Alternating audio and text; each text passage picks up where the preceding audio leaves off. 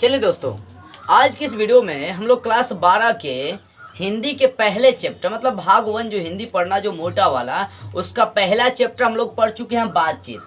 मैं आपको ठीक पिछले वाले वीडियो में बातचीत की पूरी बेसिक जानकारी दे चुका हूँ, क्या है एक एक बातें मैं समझा चुका हूँ। अब इस वीडियो में हम लोग बातचीत जो चैप्टर है, बातचीत जो चैप्टर है उसके प्रश्न को हम लोग हल करने वाले हैं, प्रश्न को समझने वाले हैं, प्रश्न उत्तर हम लोग जानेंगे, जो प्रश्न है उसका उत्तर जानेंगे। तो आपके इस चैप्टर में 6 क्वेश्चन हैं और इन 6 क्वेश्चन को बेटर ढंग से हम लोग समझेंगे। और ठीक इसके बाद जो वीडियो आएगी वो इसी चैप्टर पर ऑब्जेक्टिव आएगी कि इस चैप्टर में जो कुछ इंपॉर्टेंट ऑब्जेक्टिव लाऊंगा क्वेश्चन जो एग्जाम में टच कर सके, जिसको आप बेटर से समझ सके, ठीक है ना। तो देखिए इस पार्ट का पहला क्वेश्चन क्या बोल रहा है कि अगर हम में वाक शक्ति ना होती तो क्या होता। देख सकते हैं, अगर हम में वाक शक्ति ना होती तो क्या होता। अब वाक शक्ति का मतलब बता दिए थे आपको। अभी देखिए पिछले वाले वीडियो आप नहीं देखे हैं, पहले चैप्टर के बातचीत सारांश को आप नहीं देखे हैं तो जाकर समझ लीजिए, क्योंकि सबसे आसान तरीका से मैं समझाया हूँ ताकि आपको कहीं दिक्कतों का सामना नहीं करना पड़े। एक एक पॉइंट लिखा हूँ और उसी पॉइंट के आधार पर मैं समझा दिया हूँ आपको, ठीक है। तो पहला क्वेश्चन, अगर हमें वाक शक्ति ना होती तो क्या होता। अब आप ही सोचिए, वाक शक्ति का मतलब बोलने की क्षमता। अगर हमें बोलने की क्षमता नहीं होती तो क्या होता। तो आप आंसर लिखिएगा, अगर हमें वाक शक्ति ना होती तो यह पूरा संसार गूंगा होता। अब आप थोड़ा सा कोरी कल्पना करिए कुछ मिनट के लिए, कुछ सेकंड के लिए, कि अगर हम बोल नहीं पाते, अगर हमारे अंदर बोलने की क्षमता नहीं होती तो हम क्या होते, जानवरों के जैसा गूंगा रहते, चुपचाप रहते, सब चीज़ देखते रहते। आज मैं अपनी बातें आपके सामने पहुंचा दे रहा हूँ, अपनी भावना आपके सामने प्रकट कर रहा हूँ। कैसे? वो बात के माध्यम से मैं अपनी बातें या अपनी नॉलेज आपके सामने प्रकट कर पा रहा हूँ। तो अगर यही बातचीत करने का तरीका, यही वाक शक्ति हम में ना होती तो हम लोग गूंगे होते, ये पूरा संसार गूंगा होता। तो पहले क्वेश्चन का आंसर होगा, अगर हमें वाक शक्ति ना होती तो क्या होता। लिखिएगा, अगर हमें वाक शक्ति ना होती तो यह पूरा सृष्टि एक गूंगे के समान रहता। हम अपनी भावनाओं का आदान प्रदान कहीं कर नहीं पाते, एक दूसरे से बातचीत नहीं कर पाते। ये होगा आंसर। क्या लिखेगा आंसर? अगर हमें वाक शक्ति ना होती तो यह पूरा सृष्टि गूंगा होता। हम अपनी भावनाओं को किसी के सामने प्रकट नहीं कर पाते। हम एक दूसरे के साथ जैसे बाजार जाते हैं, सब्जी खरीदना हो तो सब बोल कर ही खरीदते हैं, तो हम एक दूसरे के साथ कोई भी चीज़ शेयर नहीं कर पाते अगर वाक शक्ति ना होती। अब दूसरा क्वेश्चन क्या है कि बातचीत के संबंध में बेन जॉनसन और एडिसन के क्या विचार है। मैं बताया था, बेन जॉनसन कहते हैं कि बोलने से ही व्यक्ति के दोष और गुण प्रकट होते हैं। ये कौन कहते हैं? बेन जॉनसन का कहना है कि बोलने से ही किसी भी इंसान के दोष गुण प्रकट होते हैं। मान लीजिए कि आप किसी इंटरव्यू में गए तो वहां जब तक आप अपना नॉलेज नहीं देंगे, बोलेंगे नहीं, तब तक आपके दोष गुण वहां मिलेंगे नहीं, ठीक है ना। तो बोलने से ही बेन जॉनसन कहते हैं कि व्यक्ति के दोष गुण क्या होते हैं, प्रकट होते हैं। जब तक वो बोलेगा नहीं तब तक दोष गुण प्रकट उसके होंगे नहीं। तो बेन जॉनसन के अनुसार बातचीत के संबंध में उन्होंने क्या कहा? बेन जॉनसन बातचीत के संबंध में यही कहा कि बोलने से ही इंसान के दोष गुण क्या होते हैं, प्रकट होते हैं, उसके रूप का साक्षात्कार होता है। मैं बता चुका हूँ। आगे एडिसन ने क्या बोला कि रियल में बातचीत करने का तरीका 2 व्यक्तियों के बीच होता है। जब 2 व्यक्ति बातचीत करते हैं तो वो अपने दिल की बातें एक दूसरे के सामने खोल सकते हैं। जैसे पति पत्नी का रिश्ता, जब एक लड़का एक लड़की से बात करता है तो अपने दिल की बातें सब शेयर कर सकता है और वो लड़की भी उस लड़के से दिल की बातें अपनी शेयर कर सकती है। तो एडिसन यही कहते हैं कि रियल में बात करने का तरीका 2 व्यक्तियों के बीच होता है। 2 व्यक्ति एक दूसरे के सामने अपने दिल खोल कर बातें करते हैं, वो अपने दर्द, अपने दुख, अपने विरह को एक दूसरे के सामने प्रकट कर पाते हैं। लेकिन जहां 2 से अधिक व्यक्ति हो जाते हैं बातचीत करने वाले तो बेतकल्लुफी की बातें वहां पर हो जाती है। और जहां 3 से अधिक बातचीत करने लगते हैं, मतलब 4 करने लगते हैं, तो वहां पर क्या होता है, मतलब बात की जो धारा है ना पलट जाती है। मतलब 4 जहाँ व्यक्ति बात करते हैं उसको बेतकल्लुफी की बातें कहते हैं, और जहाँ 3 व्यक्ति बात करते हैं वहाँ पर बातचीत की धाराएं बदल जाती है, और जहाँ 4 से अधिक बात करते हैं उसको राम रमोवल कहते हैं। ये बातें मैं आपको बता चुका हूँ। तो ये बताना है कि एडिसन के क्या विचार है बातचीत के संबंध में। तो एडिसन यही कहते हैं कि बातचीत 2 व्यक्तियों के बीच में होती है, और जब 2 व्यक्ति बातचीत करते हैं तो वो क्या करते हैं, अपने दिल की बातों को खोल सकते हैं एक दूसरे के सामने। लेकिन बेन जॉनसन कहते हैं कि बोलने से ही व्यक्ति के रूप का साक्षात्कार होता है, बोलने से ही उसके दोष गुण प्रकट होते हैं। एडिसन कहते हैं कि 2 व्यक्तियों के बीच बातचीत होनी चाहिए, ऐसा करने से दोनों व्यक्ति एक दूसरे के दर्द को एक दूसरे के सामने खोल सकते हैं। अगला क्वेश्चन क्या है, आर्ट्स ऑफ कन्वर्सेशन क्या। मैं इसकी बहुत चर्चा किया था। अच्छा, मान लो कि मैं कोई बात बोल रहा हूँ हंसाने वाला, या मान लो कि कोई कॉमेडी आप देखते हैं और देखकर क्या होते हैं, हंसने लगते हैं। ऐसा क्यों? देखिए क्या होता है ना, कुछ ऐसे बातें बोलना जिससे सुनकर हंसना पड़े। कोई ऐसी बातें बोलना जिसे सुनकर हंसना पड़े। मान लो कि मैं कोई बातें आपसे बोल रहा हूँ और वो सुनकर आप हंस दिए, तो मैंने क्या बोला? आर्ट्स ऑफ कन्वर्सेशन बोला। देखिए, आर्ट्स ऑफ कन्वर्सेशन का मतलब क्या होता है कि उसमें कुछ ऐसी बातें बोली जाती है जिसको सुनने के बाद हमारी कान जो होता है ना संतुष्ट हो जाती है, तृप्त हो जाती है, एक तो अलग तरह का फीलिंग महसूस करती है। ये आर्ट्स ऑफ कन्वर्सेशन सबसे ज़्यादा कहाँ फेमस है? तो यूरोप के लोगों में प्रसिद्ध है। तो याद रखिएगा, आर्ट्स ऑफ कन्वर्सेशन क्या है? तो वो लिख सकते हैं कि आर्ट्स ऑफ कन्वर्सेशन एक बोलने की कला है। इसमें कुछ ऐसी बातें बोली जाती है जिसको सुनने के बाद हम लोग हंसने लगते हैं। आगे देखते हैं, चौथा नंबर क्वेश्चन है, मनुष्य की बातचीत करने का उत्तम तरीका क्या हो सकता है? मतलब मनुष्य की सबसे अच्छा तरीका बातचीत करने का क्या हो सकता है? इसके द्वारा वह कैसे अपने लिए सर्वथा नवीन संसार की रचना कर सकता है, नई संसार की रचना कर सकता है। अब देखिए, लेखक, बातचीत की जो लेखक है वो बालकृष्ण भट्ट जी, वो कहते हैं कि बातचीत करने का तरीका, रियल में बातचीत करने का तरीका, सबसे अच्छा बातचीत करने का तरीका, उत्तम तरीका है अपने आप से बातचीत करे। इंसान अपने अंदर एक ऐसी शक्ति पैदा करे जिससे वो स्वयं से बातचीत कर सके, क्योंकि स्वयं से बातचीत करने के बाद इंसान के अंदर एक उत्तेजना आ जाती है, वो अपने लक्ष्य की ओर एकाग्रित होता है, अपने लक्ष्य की ओर फोकस कर पाता है। कब? जब वो अपने आप से बातें करता है तब। इसलिए लेखक कहते हैं कि मनुष्य की बातचीत करने का सबसे उत्तम तरीका है अपने आप से बातचीत करे, क्योंकि जब वो अपने आप से बातचीत करेगा तो वो अपने लक्ष्य की ओर एकाग्रित होगा, अपने ड्रीम की ओर आगे बढ़ेगा और वो अपने लिए एक नई संसार की रचना करेगा। मान लीजिए वो लक्ष्य प्राप्त करना चाहता है, वो जब अपने लक्ष्य को प्राप्त कर लेगा तो उसकी एक नई जीवन वहाँ से स्टार्ट हो जाएगी। जैसे मान लो कि आज आप गरीबी अवस्था में हैं, मान लीजिए कि आज आप गरीबी अवस्था में, अब आप मेहनत कर रहे हैं, आप क्या करें? मेहनत कर रहे हैं। जिस दिन आप अपने लक्ष्य में सक्सेस हो जाएंगे, सफल हो जाएंगे, उस दिन क्या आपकी नई संसार निर्माण नहीं होगी? नहीं, उस दिन से आपकी न्यू जीवन स्टार्ट हो जाएंगी। तो कहने का मतलब, लेखक कहते हैं कि इंसान अपने अंदर वह शक्ति पैदा करे जिससे वह स्वयं से बातचीत कर सके। जब स्वयं से बातचीत करेगा तो अपने लिए वो आगे चल के एक नई संसार की कल्पना करेगा, नई संसार की रचना करेगा।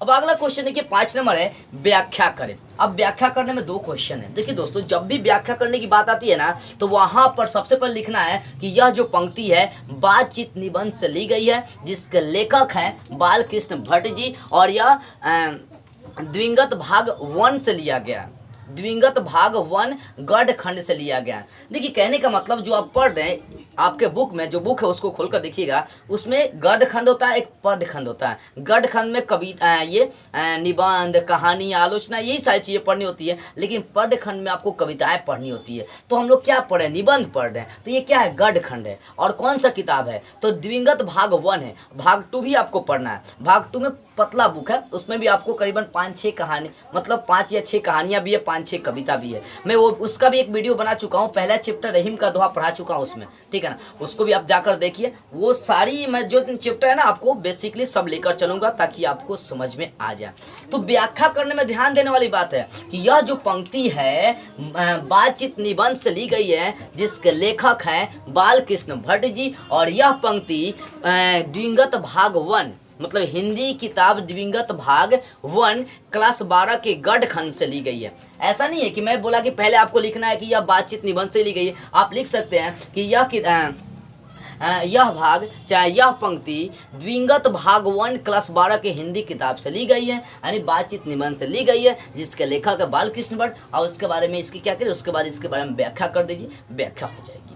तो पहले जब भी व्याख्या करने की बात आएगी तो थोड़ा सा लिखिएगा कि यह बातचीत निबंध से लिया गया है, ये बातचीत निबंध से लिया गया है, जिसके लेखक है बालकृष्ण भट्ट जी। या द्विगत भाग 1 के गढ़ खंड से लिया गया, द्विगत भाग 1 के गढ़ खंड से क्या किया गया, लिया गया। व्याख्या में ये सारी चीज़ें लिखी जाती है। तो पहले क्या लिखेंगे? व्याख्या करना है तो पहले लिखेंगे कि यह पंक्ति, लिखेंगे यह पंक्ति द्विगत भाग 1 के गढ़ खंड के बातचीत निबंध से ली गई है, जिसके लेखक है बालकृष्ण भट्ट जी। अब इसमें लेखक ये कहते हैं, लिखेंगे उसके बाद लिखेंगे कि इसमें लेखक ये कहते हैं कि जब इंसान खुद से बातें करते हैं ना, जब आदमी खुद से बातें करता है ना, तो उसमें तरह तरह के रंग दिखने को मिलती है। मतलब इंसान खुद के लिए एक आईना है। जब वो अपने अंदर एक ऐसी शक्ति पैदा कर लेगा जिससे वो स्वयं से बातें करने लगे, तब वो एक आईने के समान है। वो अपने दोस्त को, अपने गुण को सब अपने अंदर झांक सकता है कि मैं क्या हूँ, मेरे अंदर क्या कमी है, मेरे अंदर कितना नॉलेज है, मेरे अंदर कितना ज्ञान है, मैं कितना विकसित हूँ, मैं कितना अविकसित हूँ। कब ये सारी चीज़ें कब मालूम चलेंगी? जब इंसान स्वयं से बातचीत करेगा, जब वो स्वयं से बातचीत करेगा तो ही उसको अपने आप के बारे में मालूम चलेगा। देखिए, कहने का मतलब है कि वही इंसान आगे बढ़ता है जो अपने आप को टाइम देता है, और रियल में हर इंसान को अपने आप को टाइम देना ही चाहिए। दिन भर बिजी रहने से कोई फायदा नहीं है। कम से कम आधे घंटे, 1 घंटे अपने आप को टाइम दीजिए, अपने आप से बातें करिए, अपने अंदर की कमियां निकालिए और उसको दूर करिए, क्योंकि आप खुद एक आईने के समान हैं और उस आईने में अपने दोष, अपने गुण, सब चीज़ आप देख सकते हैं आसानी से। वही लेखक कहते हैं क नंबर में, हमारी भीतरी मनोवृत्ति प्रति क्षण नए नए रंग दिखलाया करती है। हमारे अंदर जब हम अपने आप से बातचीत करते हैं तो हमारे अंदर नए नए क्या होता है, एक रंग उत्पन्न होते हैं, दिखलाया करती है। वह प्रपंचात्मक संसार का एक बड़ा भारी आईना है जिसमें जैसी चाहो वैसी सूरत देख लेना कोई दुर्गत बात नहीं है, कोई दुर्घट बात नहीं है। इसकी व्याख्या करना है तो व्याख्या में लिखेगा कि यह पंक्ति बातचीत निबंध से ली गई है जिसके लेखक हैं बालकृष्ण भट्ट जी। इतना लिख सकते हैं। उसके बाद आप क्या कर सकते हैं, एक्सप्लेन करिएगा। लेखक कहते हैं कि जब इंसान अपने आप से बातचीत करता है तो उसके अंदर नए नए रंग उत्पन्न होता है और उसके बाद वह स्वयं के लिए एक आईना बन जाता है और उस आईने में वो अपने दोष गुण को देख सकता है और उसको दूर करके आगे बढ़ सकता है कि मैं क्या हूँ क्या नहीं हूँ। इतनी व्याख्या लिखना है। क्या लिखेंगे? लेखक कहते हैं कि जब इंसान अपने आप से बातचीत करता है तब वो एक आईने के समान हो जाता है और उस आईने में अपना दोष गुण देखकर दूर कर सकता है, फिर वो अपने सपने की ओर आगे बढ़ सकता है। इसलिए आदमी को अपने अंदर एक ऐसी शक्ति पैदा करनी चाहिए जिससे वो स्वयं से बातचीत कर सके। अभी देखिए ख नंबर क्या 5 का ख नंबर है कि सच है जब तक मनुष्य बोलता नहीं तब तक उसका दोष गुण प्रकट नहीं होता है। ये भी तो व्याख्या ही ना करना है, तो व्याख्या में वही लिखेंगे कि यह पंक्ति बातचीत निबंध से ली गई है जिसके लेखक बालकृष्ण भट्ट जी है। अब देखिए ये बात कौन बोलते हैं? बेन जॉनसन कहते हैं कि जब तक मनुष्य बोलेगा नहीं तब तक उसका दोष गुण प्रकट नहीं होगा। तो आप लिखेंगे कि यह पंक्ति बातचीत निबंध से ली गई जिसके लेखक हैं बालकृष्ण भट्ट जी। लेखक कहते हैं कि जब तक मनुष्य बोलता नहीं है तब तक उसके दोष गुण प्रकट नहीं होते हैं। लेखक ये भी कहते हैं कि मनुष्य को कोई भी बातें संभल कर बोलनी चाहिए और काम भर बोलनी चाहिए, क्योंकि इस चैप्टर में उन्होंने अपने जीवा को कटरनी के रूप में भी यूज किया है। यदि मैंने एक आपको दोहा रहीम का बताया था कि रहीमन जी हवा बाबरी कहीं गई सड़क पतार, आपू तो कहीं भीतर गई जूती खात कपार। ये जो जिहवा है ना, यदि इसको संभाल कर नहीं बोली जाए तो यही जिहवा हमें कभी सम्मान भी दिला सकती है और कभी हमारी इज्जत भी ले सकती है और हमारी पिटाई भी हो सकती है, जूतों से पिटाई भी हो सकती है। तो दोस्तों कहने का मतलब है कि जब तक मनुष्य बोलता नहीं है तब तक उसका दोष गुण प्रकट नहीं होता है, लेकिन हमें कभी भी संभल कर बोलनी चाहिए और उतना ही बोलनी चाहिए जितना काम हो, बस इससे ज़्यादा नहीं। तो लिखेंगे इस बात में, इसमें व्याख्या में ये लिखेंगे कि यह जो पंक्ति है बातचीत निबंध से ली गई है जिसके लेखक है बालकृष्ण भट्ट जी, और इसमें लेखक यही कहते हैं कि जब तक मनुष्य बोलेगा नहीं तब तक उसका कोई भी दोष गुण प्रकट नहीं होता है। बोलने से ही इंसान के दोष गुण, मनुष्य के दोष गुण प्रकट होते हैं और खासकर आदमी को उतनी ही बोलनी चाहिए जितनी उसकी आवश्यकता हो, क्योंकि यही जिह्वा यदि सम्मान दिला सकती है तो आपको बेइज्जत भी कर सकती है। अब देखिए इसका अंतिम क्वेश्चन हम लोग देख लेते हैं। अंतिम क्वेश्चन है इस निबंध की क्या विशेषता है। अब देखिए दोस्तों, इस निबंध की 2-3 तरह की विशेषता है। पहली विशेषता क्या इस निबंध की?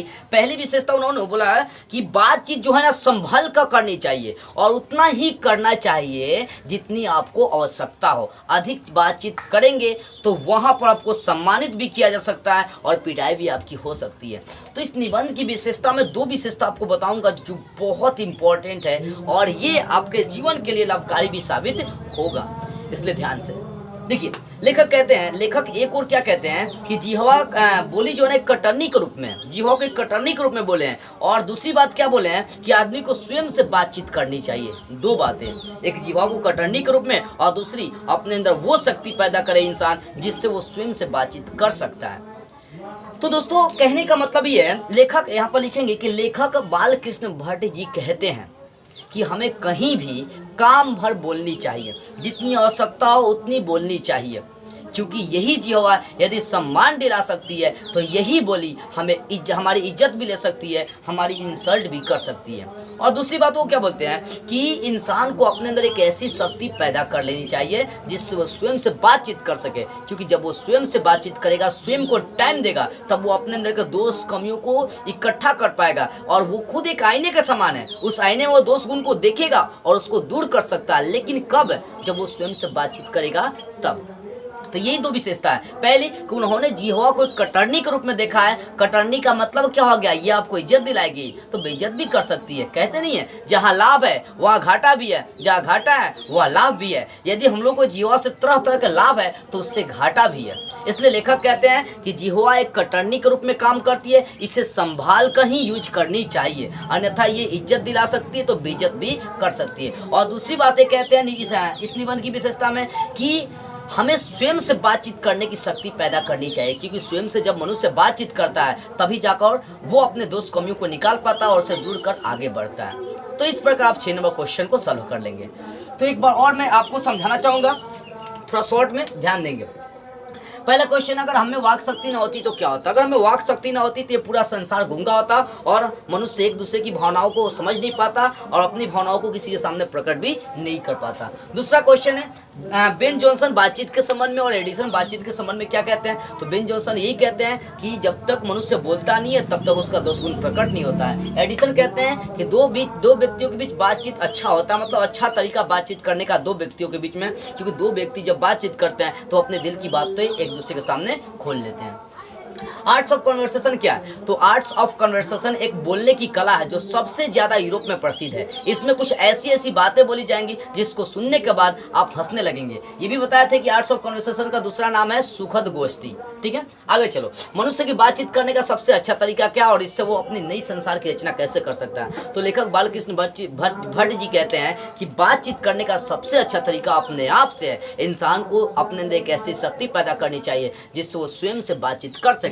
जब वो स्वयं से बातचीत करेगा तो वो एक आईने के समान है, अपने दोष गुण को देखेगा, उसे दूर करेगा और अपने लक्ष्य की ओर आगे बढ़ जाएगा। जब वो आगे बढ़ेगा तो एक नई संसार की रचना करेगा। ठीक है, अब 5वीं क्वेश्चन में व्याख्या करना है। व्याख्या में पहला आपका क्वेश्चन है कि मनुष्य की जो भीतरी मनोवृत्ति है वो नए नए रंग दिखलाया करती है और वो एक आईने के समान भी है, जिसमें जैसी चाहे वो अपनी सूरत देख भी सकता है, अपनी कमियों को निकाल भी सकता है। तो लेखक यही कहते लिखेंगे कि यह जो पंक्ति है बातचीत निबंध से ली गई है, जिसके लेखक है बालकृष्ण भट्ट। इसमें लेखक यही कहते हैं कि इंसान के अंदर स्वयं मतलब रोज का रोज नए नए रंग उत्पन्न होते हैं।